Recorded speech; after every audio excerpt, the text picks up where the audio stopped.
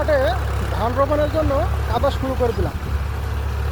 তবে একটা জিনিস দীর্ঘদিন বিলুপ্ত ছিল, এই টানা ফাল আর ক্যাজেল।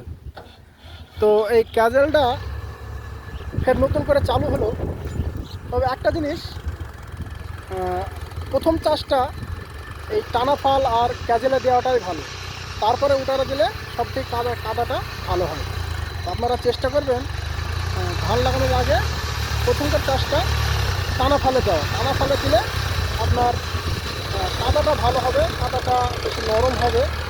আর ওটারের কাদাটা বেশি দূর যায় না, হয়তো 4 থেকে 5 ইঞ্চি থেকে 6 ইঞ্চি যায়, এর বেশি তো যায় না। ওখানে ধানের জোরটা খুব একটা ভালো হয় না।